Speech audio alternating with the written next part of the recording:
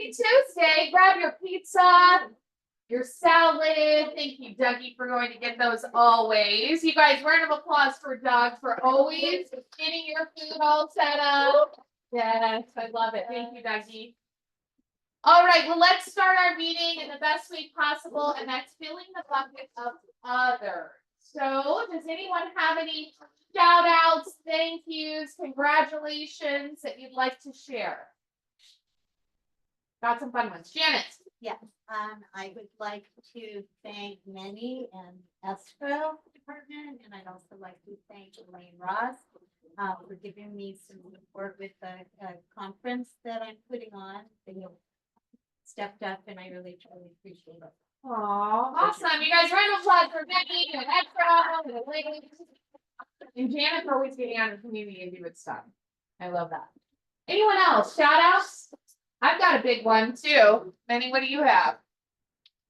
Yeah, well, I haven't been, but I only saw on Instagram your talented singing skills, karaoke out there. Celebration, but that was that's awesome. You guys, it was so fun getting to celebrate, and special shout out to all the people that helped make this happen. The night was really fun, and we were so excited to celebrate the winning team for our sales contest. By popular demand, we will be doing it again, although people were trying to write the rules at the party, but we're and no, the Dragons cannot be the exact same team next year. So We'll see. We'll see. but again, you guys, the dedication that you had to get this done and the way that you sweep the competition, it was like you had this fire. We were so competitive, and it just was a really good experience communing with each other, hearing a lot of your singing voices that were wonderful. So Miss Summer, I don't know if you know this, but she was flipping her hair like she was at a White Snake video. You know, like, she had this hair flip that just was, I can't even do it justice. So make sure next time you walk by her, ask her to do it for you. Love to get it on our Instagram. But thank you guys. Yeah, so a bunch of our commercial agents are in the expo. Manny, do you want to say any words about this? The office is very quiet because they're not here. I guess. Jason and the team, ICAC, that's the retail convention. Maybe some of you have been there in the past. So we have about, I think in our group, about a dozen people who went, but nationwide, only KW probably was 50. Takes place once a year in Vegas. So we're gonna have them do a little, it's like, mega camp, if you may, for commercial. So once they're gonna come back, we're gonna have them maybe do a presentation to share some insight you've never heard. I think it's something, we can practice. So definitely, I mean, Jesse's doing an amazing job, growing, helps to grow that commercial division within our sister offices that we're mostly here. And it's fun to have those guys get more involved. So yeah. I love that. Thank you, Manny. Just want to give a shout out to Mr. James. You guys, round of applause for closing his. Yeah. So good. James, do you have any tips? Where are you? Oh, you're all the way back there. Give me one tip that you could give any new licensee or mentee in the room that hasn't had their first transaction. Continue to be persistent, honestly. Sometimes I feel like, giving up and just saying, man, like, it's probably not for me, but the more I dig in, the more I see light at the end of the tunnel, and it just opens up doors for me. It's in my farm too, so I got quite a few there as well. That's great. I love that. Leslie, any comments? I saw you peek around the corner. No, James did a great job. He was really on top of it, asked a lot of questions, really communicated well with his clients. Went well beyond above and beyond. That's great. One more round of applause for James. Great job. Anyone else have any buckets, shout outs, Phil? Sorry. Forgot to ask. All right. So let's bring this beautiful mug on up here. He's got his jacket on. He's all excited. And you guys are in for a real treat today. Do you want to know why? There are slides today. There are slides today. That's how organized he is. So Fritz, without further ado, what do you have for us? Okay, so here's what we've got. So we know there's this big thing called this new buyer rep agreement thing, and I heard that you're gonna be actually doing an extended class on this. You know, the January or July date has now been pushed back, is that correct, to August? Okay, so, you know, for those of you that are new in the business, you would look at this and go, oh my God, what's happening in our industry? It's changing. I'm 36 years in, I go, it's just another day in the business. So I'm gonna teach you what's coming out of some of the groups that I'm getting to hang out with. And it's gonna blow your mind how we're gonna simplify this, and then you can take this into the rest of the trainings that you're gonna do today, next week, and into the period of time where we're gonna actually use this as a disruptor to grow your own business.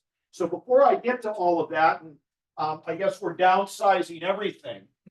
My big dry erase board is now a postage stamp. But what I wanted to just kind of, can you guys see this? It's like looking at Pluto. When this whole thing went down, and by the way, I was in a room with Gary, who had just gotten back from the court proceedings along with Jen Davis, who actually testified along with Gary. And we heard the whole unfolding of what a sham this whole thing was. But that's okay. The legal system does what it does. We need to do what we do. So what I want you to be aware of just after 36 years is you got to keep your emotions between the lines. What I saw was a lot of overreacting. And for me, it's just another day in the life of this real estate thing. In fact, that's why I'm here. I don't want boring. If I would have been a bank teller. And if you guys are bank tellers or in a former life and I just offended you, I apologize deeply, but I don't want normal. I want disruption to create new opportunities. And I'm going to share with you the new opportunity that's come from this. But what I saw is a lot of real estate agents doing this. You got to clean this up, because if you live out here, you will never be able to see the opportunity that's right before you. I want you to think about keeping your emotions between the lines. All right, yeah, got to adjust, disruption, not a big deal. How can I make money from it? How can I be successful? Does this make sense? Now, what I get to see in a coaching realm is when I see this, business isn't the only place your emotions are getting outside the line. Now, I get to coach some really amazing people, and their world throws curveballs at them all the time. If they live outside the lines in business, they live outside the lines in their personal lives too. And it just sucks the life out of you. Now, this class isn't about that, but what I want you to think about is if this thing rocked your world, we need to do some more exploration. Okay? Are we good on that? Okay, that's just the perspective that I've had. This one, I will say, was a little bit extreme, but I instantly went into what's the opportunity.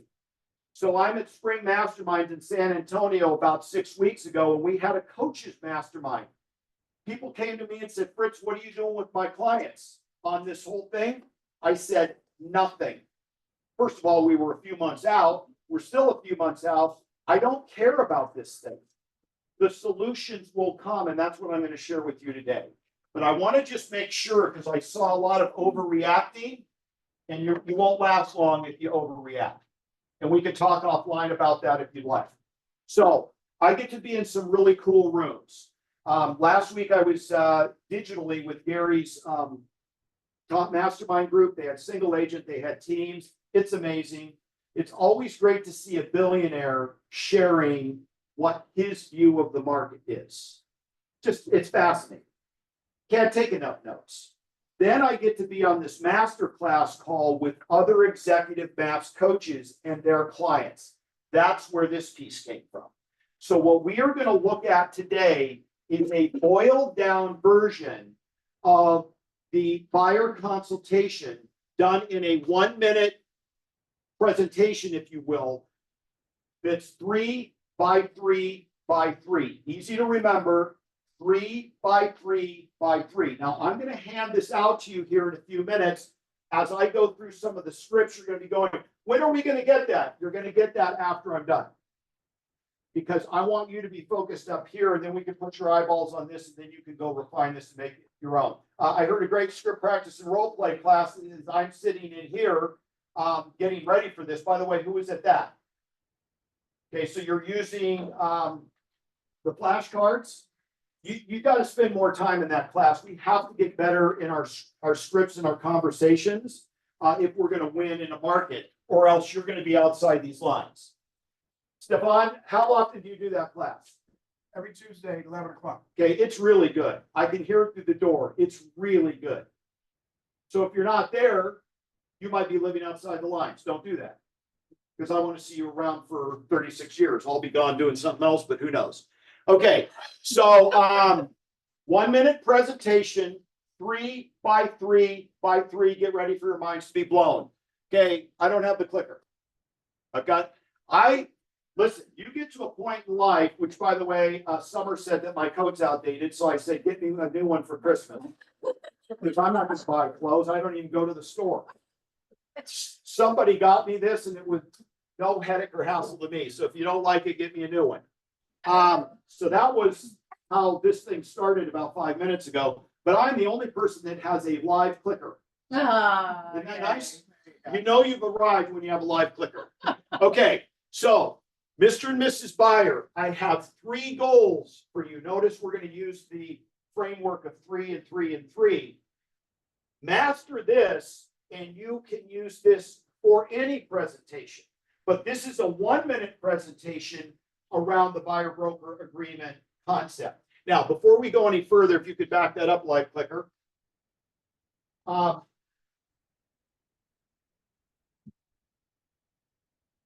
guys see this? This is fascinating. And we have the last class notes here too. What I want you to understand is in the world of KW, we have the have-mets. By the way, what are the have-mets? What does MET stand for? It stands for nothing. We've met them. What would we call a have-met? Past client. It's a past client center of influence database. So let's just be clear. Those are your have mets. You know them. The have not met is just that. You don't know them. Now, if you want to go to page 143 in MREA, it breaks down the have mets and have not mets. I am going, and this is why I kind of paused the presentation. Today's presentation is for this group. I was thinking of what is the percentage of people you know that would say, what do you need me to sign? You know them, they love you, and they trust you. What percentage would you sign? Throw out a number. I was thinking 85% or greater, depending on how long you've known them. I want to buy a house. I know you. I love you. Trust you. You've probably done a deal with me in the past. What do you need me to sign? I don't need to spend a ton of time here, but don't get too cute. You do have to be professional and powerful and be a game changer for them. And I do find we get a little too cute, but let's not worry about them. This presentation today is for this group. Where would we meet this group? House. Open house. Yeah. Calling. Calling. Oh, Starbucks. Door knocking. Starbucks. Yeah. Okay. It's beating them out and about. So when we go 3 by 3 by 3, it's giving you like this Cliff Notes way to knock their lights out and go, wow, this person talks differently, acts differently, engages differently. I'm going to do business with them. Okay, so here we go. Mr. and Mrs. Buyer, I have 3 goals for you. Number 1, find you the best house. Get it at the best price. And do it in a time frame that works for you. So remember, I don't know these people. I need to get this signature. Mr. and Mrs. Buyer, I have 3 goals for you. We're going to find you the best house. We're going to get you the best price and in a time frame that works for you. Isn't that what you're looking for? Assumptive, little know what to say language here. But this is the first leg of this stool. And I'm going to give them 3 opportunities to see that I'm going to operate differently. We're going to find you the right house, get you the best price in a time frame that works for you. Comments, thoughts, questions on the first three? I like the third one because typically we'll say as fast as possible, as soon as possible. Right. And that may not work for them. Great Good point. points, good points. Great point. Now, I would commit this to memory because you could use this with a seller. Mr. and Mrs. Seller, I know I just met you at Starbucks. I'm a real estate professional and I focus on three things when I work with sellers. That is, listing your home, preparing it for sale, getting you the highest price and doing it in a time frame that works for you. This could be a one-size-fits-all language opener. Okay, so let's go to the other by three. There's three reasons you should hire me. And this will be on your sheet. There are three reasons why you should hire me as your agent. Number one, my proactive approach to finding listings on and off market. We'll come back to that in a moment. Remember, the buyer agent agreement better mean that you have access to things that they can't find. That's the value proposition. That's why they would sign on the dotted line. My proactive approach to finding listings on and off market. Number two, my ability to negotiate the best terms. And number three, my track record of success.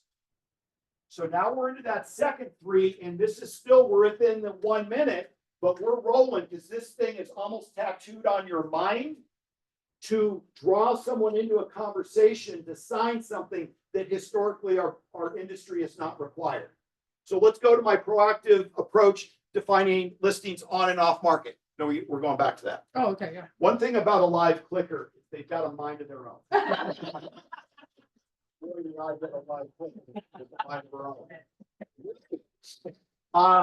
Have you guys, would it be out of the norm to go to therapy with your live clicker just to work things out? That's true.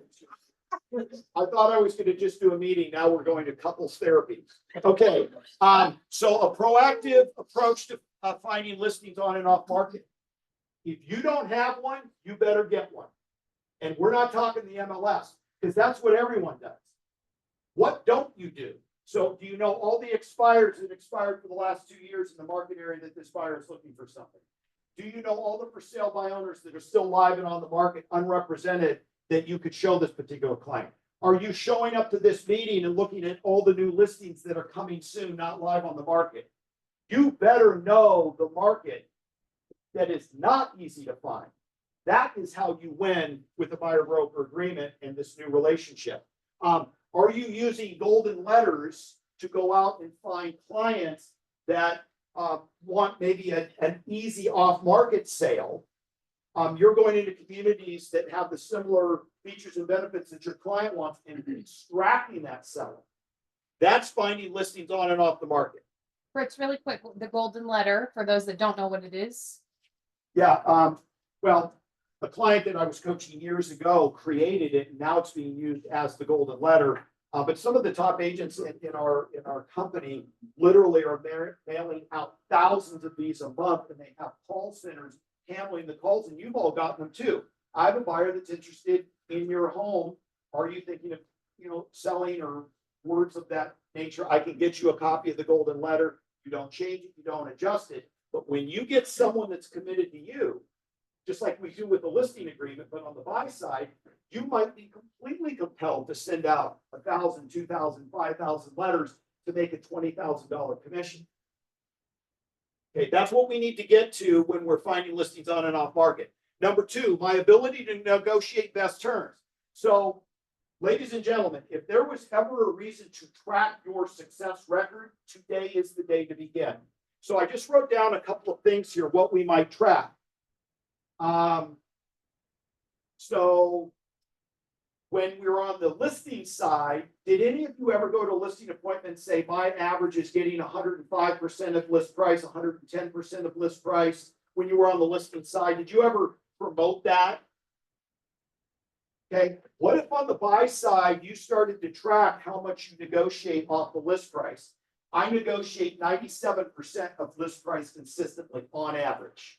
No, smart. So all of a sudden now you're showing your value on the buy side as a buy side representative.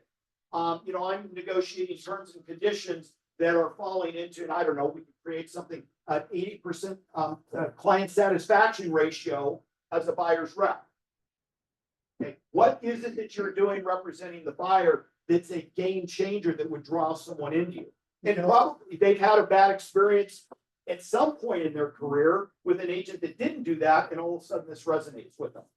Also stepping into changing market with commissions or set of concessions, you can also basically track how many credit you got so far in your career or set of concessions. Yeah, that's And smart. present is that so far I was able to negotiate $1.4 million. There you go. What happened. Now, just him saying that, I'm now all of a sudden, even sitting here in this setting, I'm like leaning into 1 million. So, we fight, and I get it in my industry all the time. Someone signs up for coaching and they don't want to track their numbers. As Gary says, the path is in the math. We are business owners the day you pass that licensing exam. But to act like a business owner, you've got to track your numbers. Key performance indicators is key, and this is what's going to get these agreements signed. Let's go to my track record for success. Watch this one. I was just brainstorming. How many buyers do you work with before you pen them? So, like, do you work with 7 out of 10 that sign an agreement buy? Okay, we could also say, how many do you work with that close? Because not every deal closes. So right now I'm averaging 6 out of 10 pendings actually successfully go to close. What about property shown to pen? On average, I'm showing 6 homes to find the dream home. So what is your track record? Because if I want to truly be a under contract living in a home buyer, I want to know who's going to get that done. And it's not going to be waltzing into the looking someone up on the internet that says they've got this great track record. Show it, prove it. And so this is what you could start to track here, and maybe between Minnie and Halley and this small dry erase board, we could come up with a short list of things that we could start tracking as an industry. Okay, questions, comments on the second 3? Beautiful. Let's go to now. This is the game changer. Oh, here we have a question. The number 3, my track record of success. If you're a new agent and you're just getting started, Halley, what do you think? We use the office numbers, or what do we? That's a really good question. So I'd like to hear what Fritz says first. Yeah. What would you say to a new agent? Anytime you don't have the track record, lean into the larger mothership until you've got your own. Yeah, That's it's like my track, Mentor. our track record of success. Our track Yeah. record, yeah. If you're part of a team, if you mentor, or you can leverage the office if you're not part of the team or a mentor. Yes. And listen, I'm here just to plant seeds. You guys make this thing Academy Award. Yeah. Okay, this is to let the collective genius of this room come up with a better game plan. I mean, for the love of God, I'm doing this presentation on a postage stamps. Okay, let's go to the third 3. Third 3. Now, this is where we earn our money. The compensation I charge is a percentage of my services. There are 3 options for how this gets paid. Okay, so number 1. By the way, what we're doing here now is we're pre-handling objections. The best salespeople I have ever worked with actually solve the objection before they get it. So, Mr. and Mrs. Buyer, there's 3 ways that I get paid. Number 1, the seller will cover the full compensation. I truly believe this is where we are going to be, which is why my emotion stayed within the lines. I think when the inventory expands and we are now looking to draw the buyer's agent into the conversation, what we're going to find is the seller will gladly pay a fee. Just my assumption. I don't know if we're there yet, but there's where I'm thinking. Number 2, the seller will cover part of the compensation, followed by number 3, the seller will not cover any compensation. Those are the 3 options laid out on the table. I think a lot of times in a sales setting, the fear of deception runs the day. Deal with it up front. Okay, now watch this. And what you're going to have in my sheet here is the objection handlers to this one. Because if the seller's paying the compensation, we got that today. If they'll cover a portion of it, we almost have that today. It's really number 3 we're dealing with. So I'm going to read these to you and then you'll have this in your hands. Okay, buyer. Does that mean I have to come out of pocket for the compensation?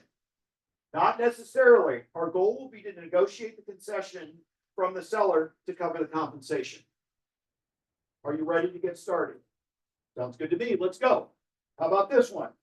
What if the seller says no? Remember, every deal is negotiation and it will be a win-win if it's not a deal, same as it's always been. It's the same as it's always been. My job is to make sure we negotiate terms that are agreeable and they create a win-win for you. My job is to make sure that we get your dream home. Sound good? Now, I butchered that because that's not the way I talk. Whoever wrote this, that's the way they talk. The reality is you put it into your words, but we are solving problems at the table. We aren't getting minimum wage here. Get good at solving problems and get the big paycheck. Here's another one. I see a lot of agents doing it for less than even, or let's see, I see a lot of agents doing it for less or even a flat fee.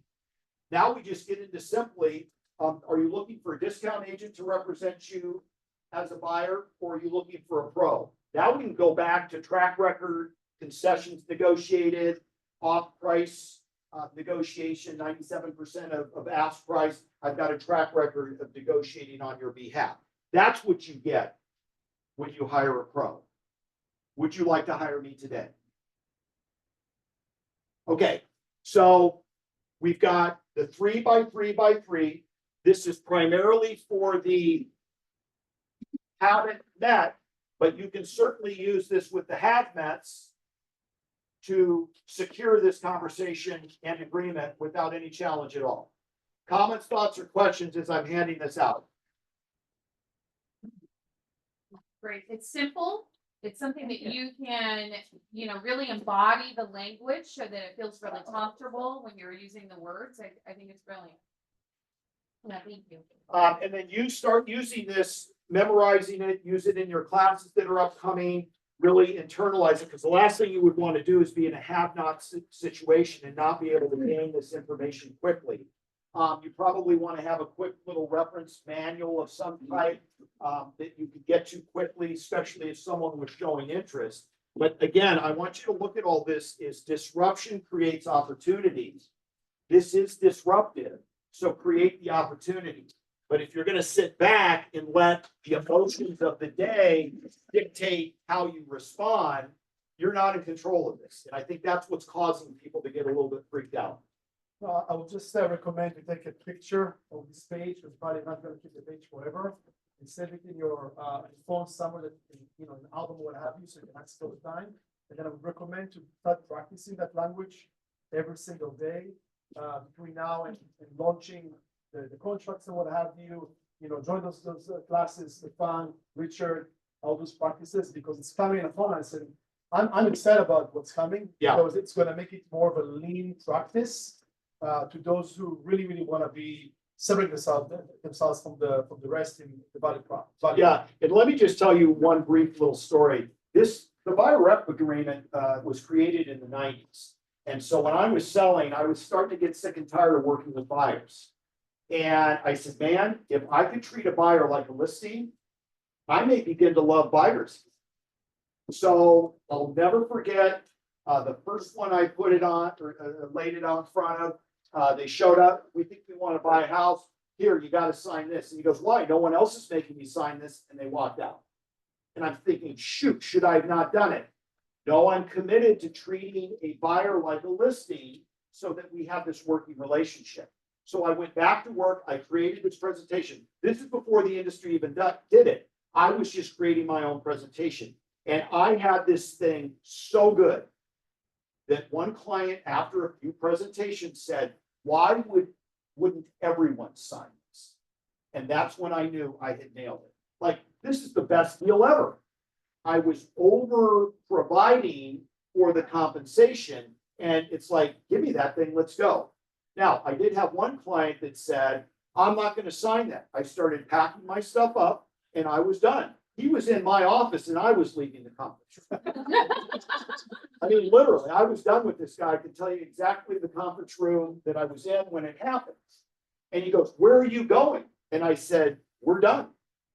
These are the partnership arrangements that we have. If we're gonna work together and you're choosing not to do that. Well, let me look at that agreement again." And by that time, I'm thinking, I've chosen not to work with you. We're done. And then he tells me, "I've got my license. I was gonna buy it anyway." And I go, "I kind of had a feeling. So had I not pushed my standard, I probably would have been bitten again, like we happen to get bitten so often with buyers. And I'm so thankful that I had a standard that I was willing to stick to. And ultimately, we decided to go a different way. But I want you to understand that you got to get your presentation up to the level that it needs to be to get it signed. And if they're not signing that, that's on you. So I just spent the time sharpening the pencil so I could get it to the point where they would say things like, "Why would everyone not sign this?" And we barely had an MLS on computer by then.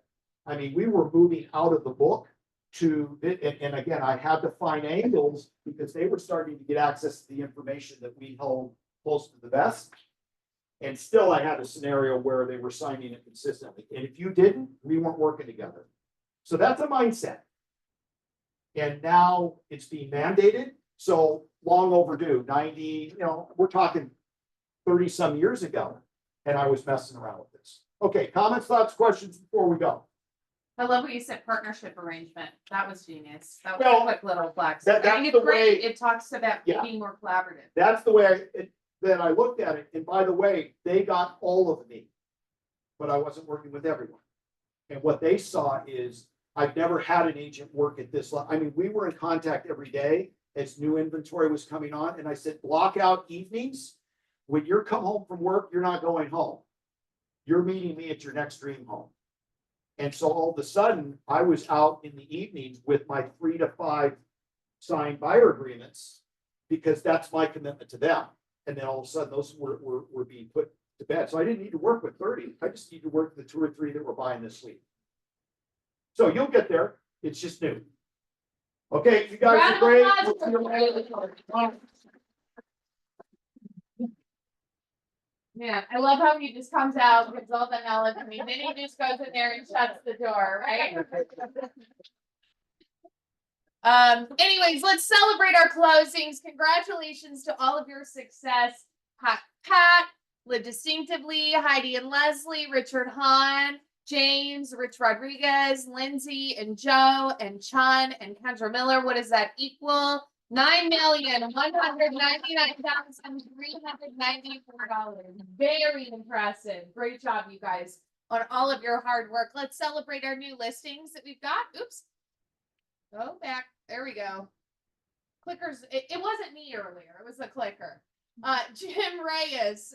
Jim has a new listing. 24727 Marbella Ave in Carson. It's listed at $1,075,000, 5-bed, 3-bath. Allison Van Wyck has a new listing.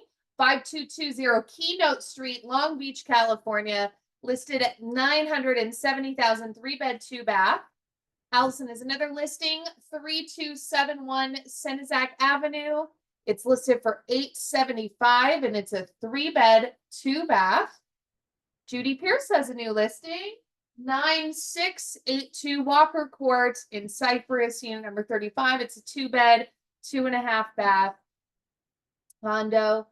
I know Ortal and Shira have a new listing. Dunn team, not sure if you guys are on there. Please feel free to unmute yourselves. They have a listing out in Palm Springs, 390 West Cortez Road. It's listed at $1,495,000, 5-bed, 4.5-bath. And then we take it to our listing pitches and buyer needs. Does anyone have any listings they'd like to pitch? Buyers are looking for properties for. Yes, Penny and Denise.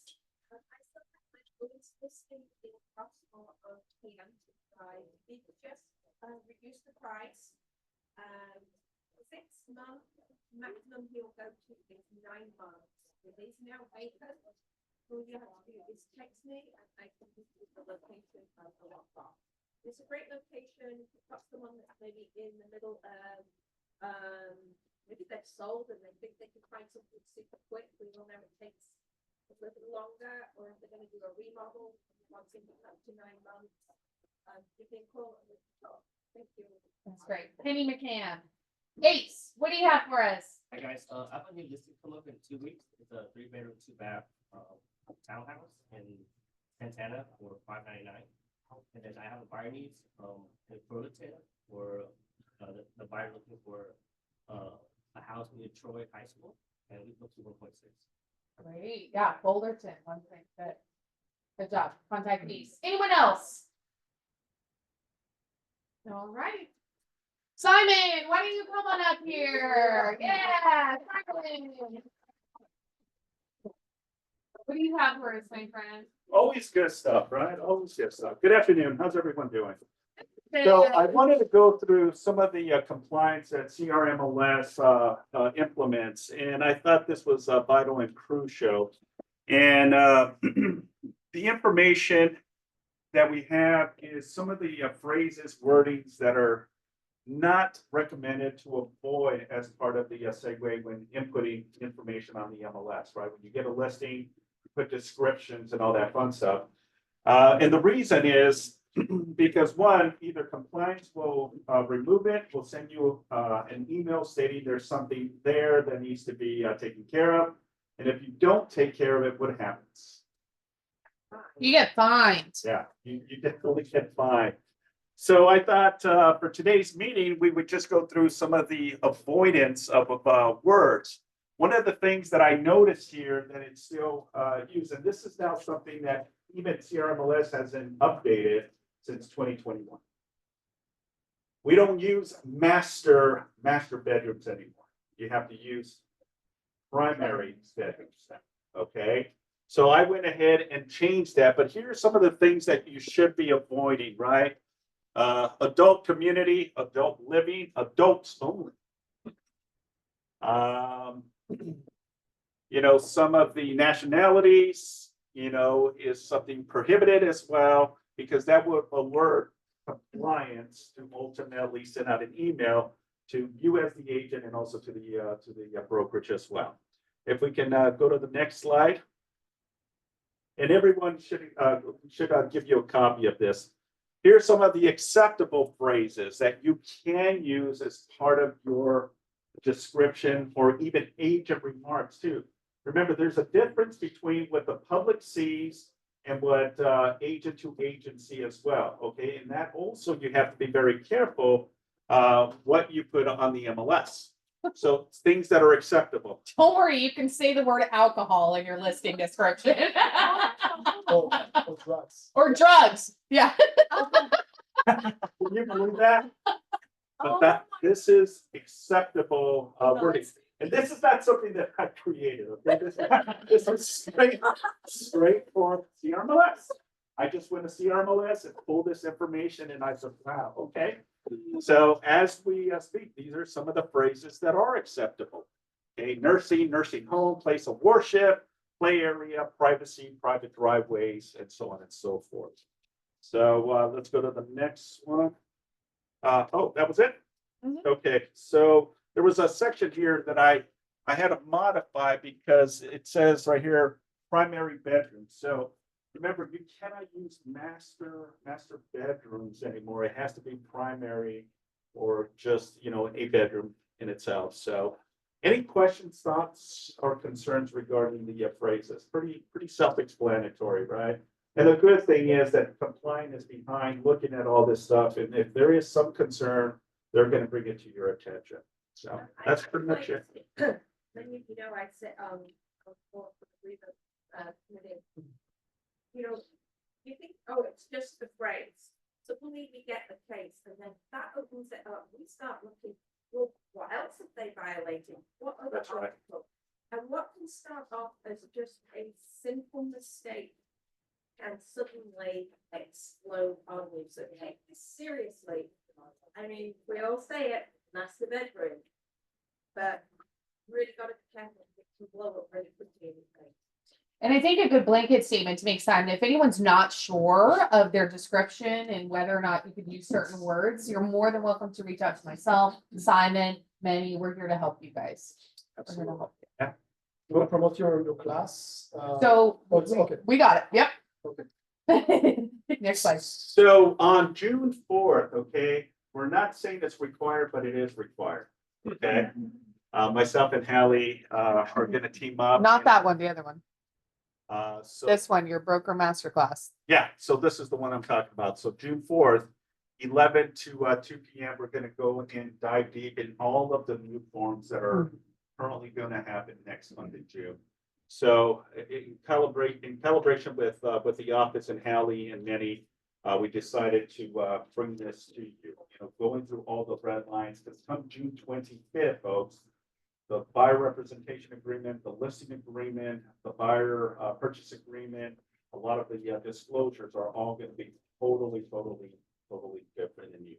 So it's a segue for us to, collaborate and just bring, because there's a lot of information and a lot of like the unknown, right? How do we collect the commission? The contracts are going to define that, and we're going to break it down as we have. So, yeah. Just one additional piece and then correction. It is gonna be mandatory.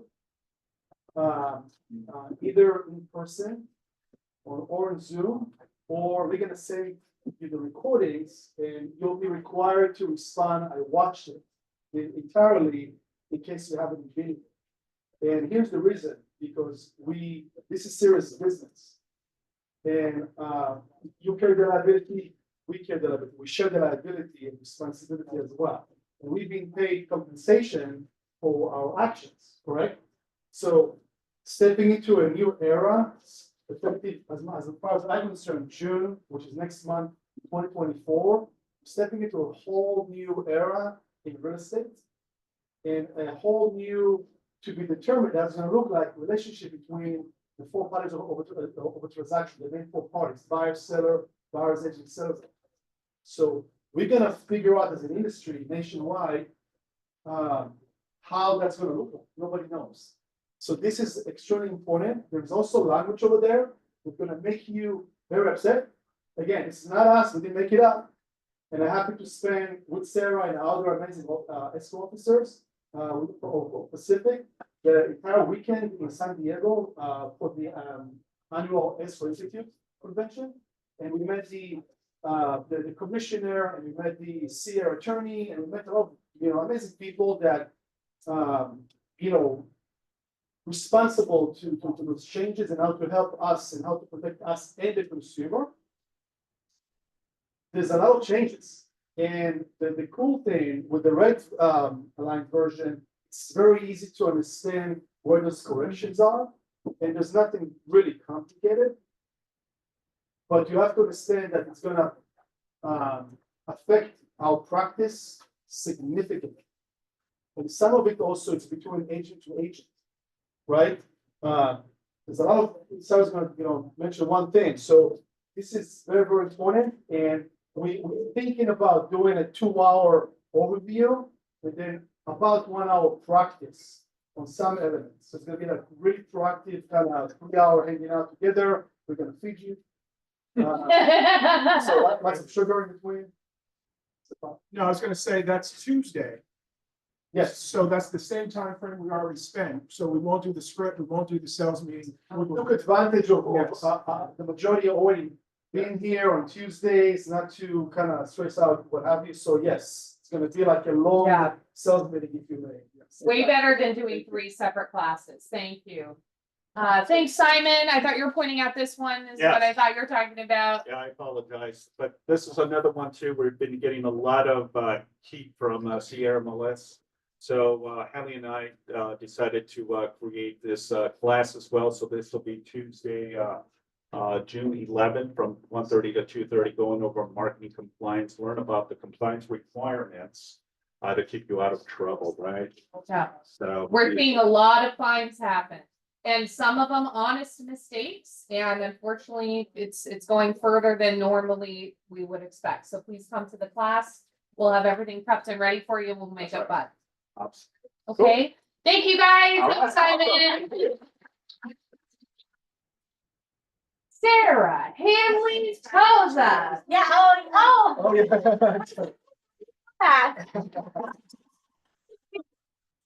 yes, yes, I got married, thank you. Thank you so much, it was amazing, wonderful, I don't really feel like anything's changed, because we already live together, share bills, so, I don't know. We'll see. But anyway, just to go off of what Benny said, we had a great conference, like, I took so much away from this escrow conference, and I'm actually surprised there were not a lot more escrow companies that I'm familiar with were present at this conference, because there was so much information. So much, like multiple attorneys, securities, fraud, like they went on and on. It was great. But something that many brought up that I did want to mention, because I can't tell you, I would say 99% of every listing agent asks me to separate commission instructions from the listing side to the buyer side. I do not want the buyer's agent to see what I'm getting. That has changed. June 25th, commission is full transparency. Everybody has to know, even the buyer. Doesn't matter who's paying it, all parties will have to sign our escrow commission instructions moving forward. And that's per the purchase agreement, we applied to one. Correct. It's not us making this up. No, So just No. FYI. yes.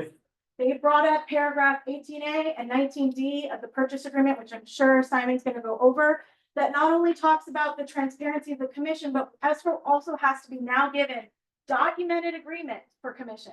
So your forms are either the CBC, cooperating broker agreement, the SPBB, the seller's paying for the buyer's broker, the BRBC, the buyer's paying for the buyer's broker, or you can include it on your RPA. That was from CAR Legal. You can put it in the purchase agreement. They didn't recommend it.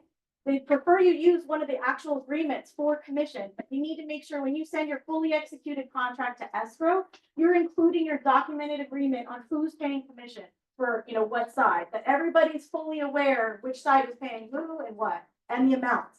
So just keep that in mind. Escrow, not my choice, can no longer separate your commissions between the buyer's agent and the listing agent. So just kind of keep that in mind, be prepared, just because I know so many agents prefer that way, a separate commission instruction, and I just won't be able to do it anymore. Actually, none of escrow should be doing it anymore. Like I said, there's a lot of escrow companies that I was expecting to see there that were not present. So hopefully everyone becomes aware sooner than later about that. Another thing they brought up, I'm sure Simon will go over too, but a lot of the escrow officers and managers were asking about addendums and amendments. I just thought I'd bring that up again too, just because it is such a problem in escrow. I get emails all the time. Oh, we're doing a credit. Oh, we're doing an extension. We're doing this. Emails are not contractual obligations to that contract. So something they brought up, the amendments that you guys have, amendment to terms, or what's the full name of it? Amendment to existing terms? Yeah, that's sort of the agenda. So what's the amendment called? Is it called amendment to existing terms? AEA or something? What's that form called? Sorry, I didn't write down the full title. But you guys have a CAR amendment and you have a CAR addenda.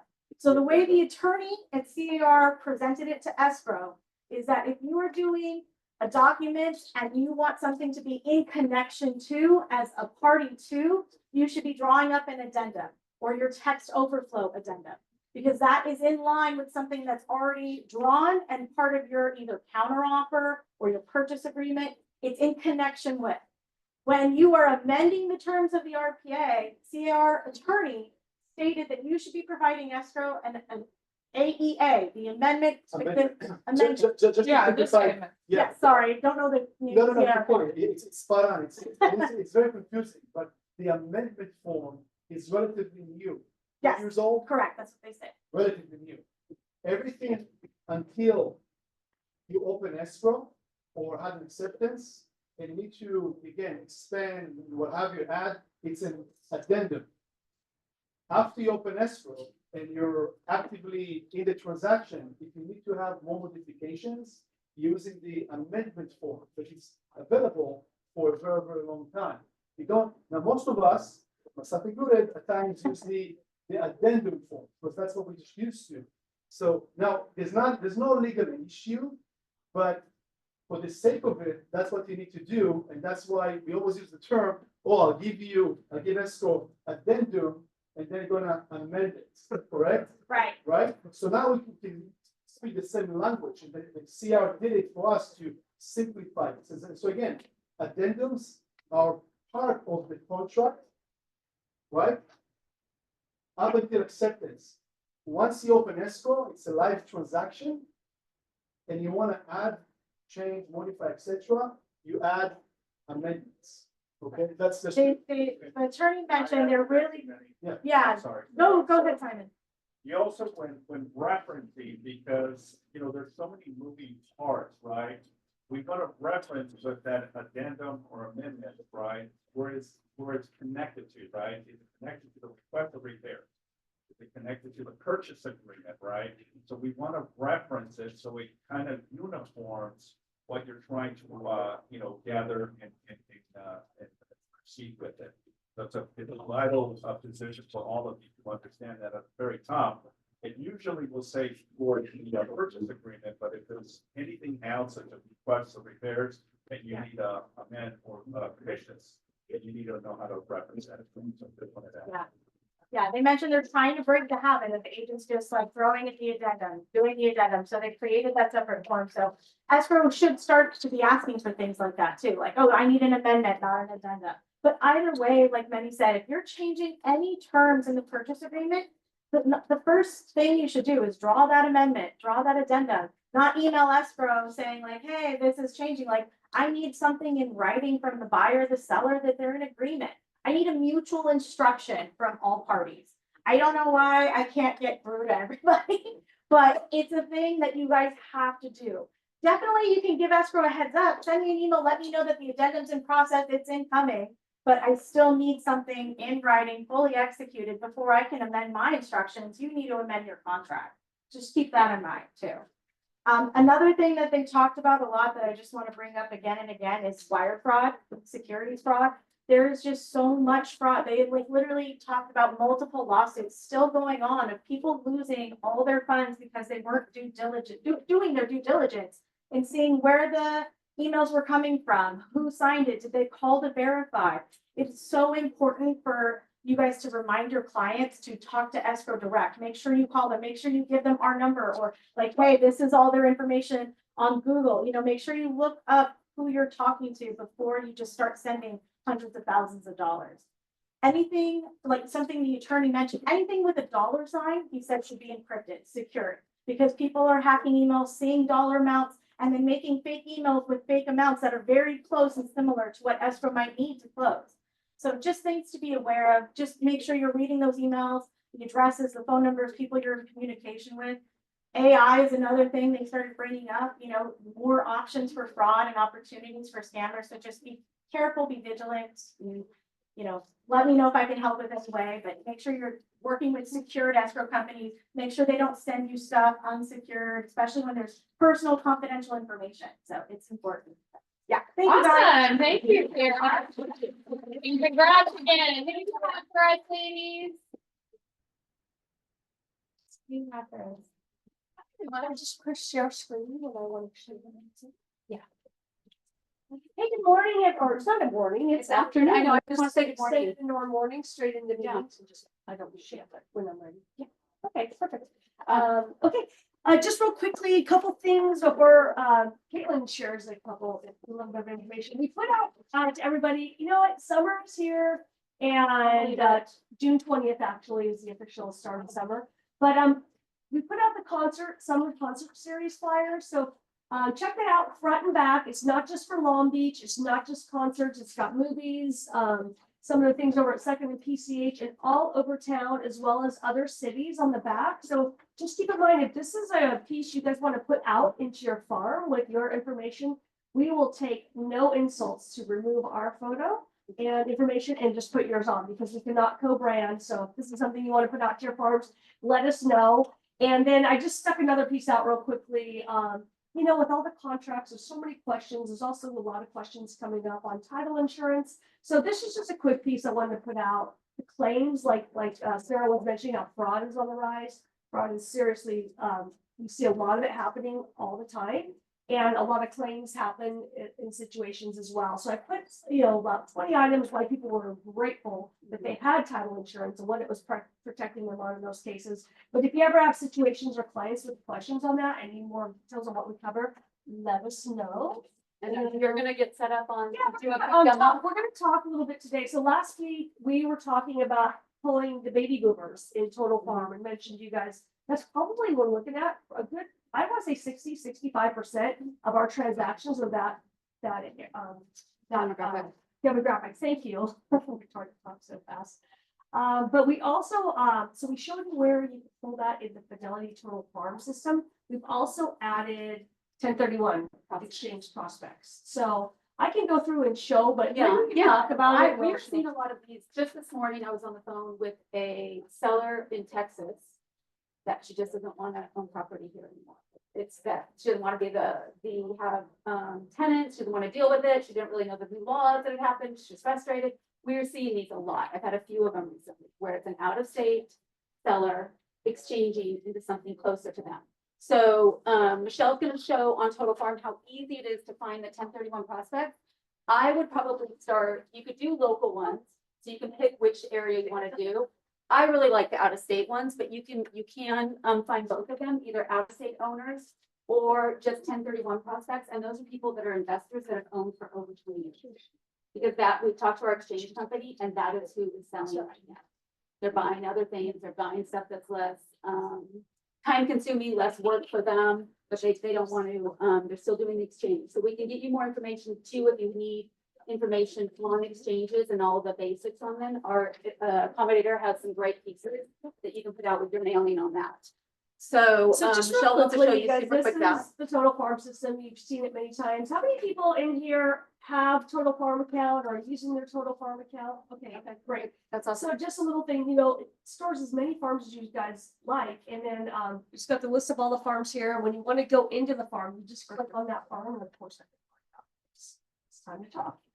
So you go into that farm, and what we do once you click into that farm, it's automatically going to break that farm into numerous micro farm categories. So I'm just selecting a farm. Anytime you click on the farm, it's always going to update it with the most current owner information. So for example, if you were just to order a CSV file, that's going to be old, you know, the minute someone moves. We always keep this system up to date. So when you go into your farm, you want to pull 1031 prospects from. These are all the micro farm categories. Scroll over where it says farm filters here and click on that. And it pops up this drop down underneath. This is a golden drop down. There's so many things within here. So when you click right below where it says focus farm, just click on that. It opens a tab and you can scroll down here. These are all the different categories that we've got in there. We could share those separately, what those all entail, but you'll just click on the 1031 exchange candidate. And then that's going to pull the list of those non-owner occupied residents within your farm. This farm happens to have 93 of those that you can be prospecting to.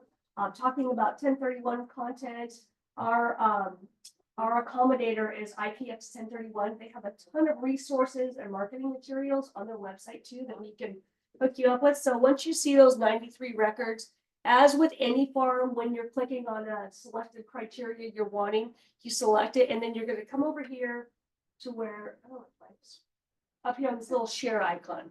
That share icon, when you click on that, that allows you to download that CSV file for all the information. So it's super easy. I hope you guys got it. Just make a note, click on the focus farm, and then the farm filters in the focus farm, and then pull those candidates, and then call us if you have questions on pulling any other farms. And then real quick, the next demo we're gonna do, I'm gonna give you guys a little teaser because it's just got announced. So our Passport, which a lot of you use for pulling property profiles, they now have lists that you can pull NOD and notice of sale directly from Passport at no charge. It used to be premium. So now we're going to give that all to you. So there's not a ton of foreclosures. I don't know if anyone in here, does anyone work foreclosures at all or look for them? A couple, but there's not a ton right now. But the ones that I've been watching and looking at are people that have a reverse mortgage. If the owner that has a reverse mortgage passes away, they will file an NOD. I've had 3 in the last 2 weeks that were 2 are trust sales, 1's a probate. The agent I spoke to on the one this week they said the lender was not messing around. Like they're like, you filed an NOD, we're selling, and they're like, well, sell it fast because we are filing a notice of sale in July. That we will not postpone. So of course they're hoping you to contract by them and sell it, but just keep an eye on those. We can tell which ones are reverses. So if this is something that you're interested in in, following and mailing to them and reaching out. These are perfect. I mean, if you have a buyer, this is who to send that golden letter to for sure, because they need to sell and we are seeing them sell. So, let us know if you need more information. We're gonna do the demo of that next time. Yeah, we'll Thank show you guys can get that in the passport system. You can get it for free now, and we're gonna start adding it into your total farm account so that you are aware if anything goes into default in your farms, you can pull those annuities on the spot for free, okay? Awesome. All Thank you right. very much. Thank you. All right, Mike, what do you have for us? Good morning, everybody. You're going to see on the interest rate slide and that there are a lot more words and numbers on there today. That's because over the last few months, I've been noticing that, first of all, I'm very thankful that a lot of the agents in the office have been taking photos and posting them on social media, tagging Alex and I, which is really great. But since today is on such a great subject of compliance, it's important that we all understand that anytime a lender discloses a rate that is out to the public, we have to list the APR. Otherwise, it's a violation. So that's why I'm starting to include the APR listed on there. The reason you want to see the APR is because the APR helps you determine whether or not there are points charged to achieve that interest rate. That's super critical because we don't want to mislead our clients. That's why, just for ease of understanding, I've also added in 20% down, no points. That's what that means on there. So you're going to start seeing APR on there. Understand that if the APR is higher than the interest rate, that includes costs in there. And then there's two more really quick slides. If you want to show me the next slide, I'm going to define what a points charge is for some people that don't understand. So a points charge is an upfront fee that a buyer pays to a lender in exchange for a lower interest rate, which gives them a lower monthly payment. Now, a quick show of hands, who thinks it's a great idea to pay points? Good job. Who thinks it's a bad idea to pay points? Good job, because it always depends. On the next slide, I'm going to show you just a really simple calculation. I know that it looks like a lot of numbers at first, but if at 6.875 with this sale price and loan amount, if this is your monthly payment with no points, then you need to ask the lender, what is the points charge and what is my monthly savings for getting that lower interest rate? Then all you have to do is you divide the points charge by the monthly savings, and that gives you the amount of months that it takes to recover that cost that your buyer just put up front. That's called a time horizon. So who thinks that interest rates are going to be lower within the next 2.24 years? Everybody's hands should be up for that. So why would anyone pay points in this market when we are almost completely certain that interest rates are going to be lower in the next 2.24 years?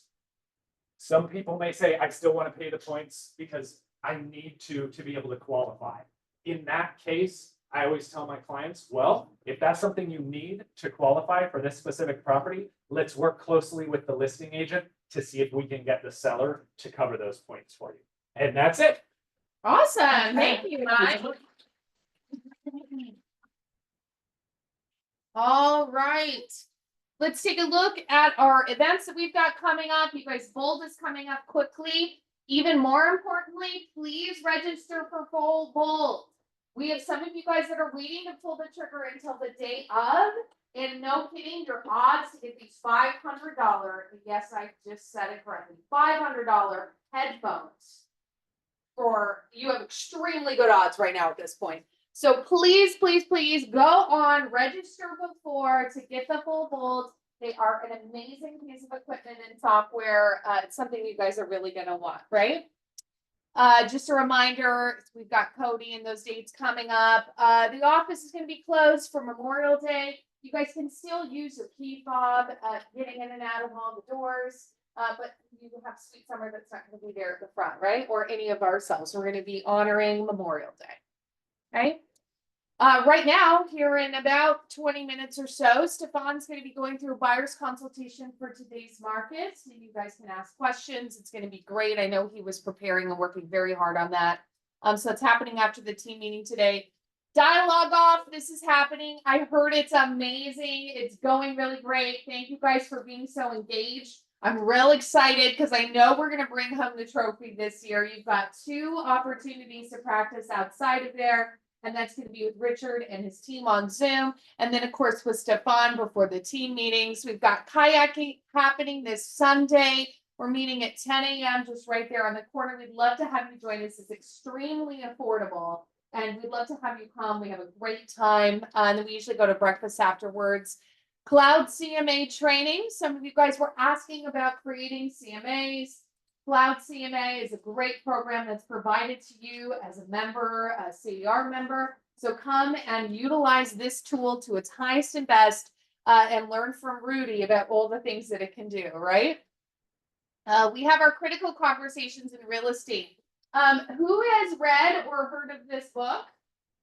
Exactly What to Say by Mr. Phil M. Jones. If anyone goes to the script and role play, that Stefan has been hosting. I know you guys have been doing the cards. Well, basically what's going to happen, and they put this QR code up there just in case you are compelled to get your own membership, but we're going to have a streaming live party because Phil M. Jones has created a unique all-day training session just for Keller Williams real estate agents that's going to specifically address dialogues and conversations that we need to say in this market now.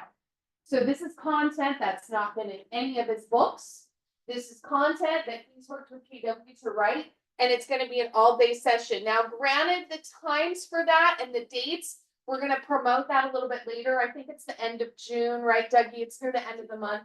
It is in Central Time, so it does start like at 7 a.m., but I think goes till 5 p.m. Central Time. So again, think about we probably go from 7 a.m. to 3 our time. It's going to be a do not miss. So if anyone wants to scan and register, go for it. If not, we are going to have a watch party here in the office. So we'll talk to you guys. All right. Book club. Alice, you want to talk about the book? The book is an easy read. We have a pile of them, so come get a book right after. Great. It's a good one. What is it about a little bit? It's a guy had a long-standing relationship with a mentor, and it's kind of giving me the high points of what he got. Oh, that's great. I love that. I haven't heard of it, so it looks great. That's it. Thank you guys very much. Take a break and we can round for the class. Is that class going to be recorded? Yes. Yes.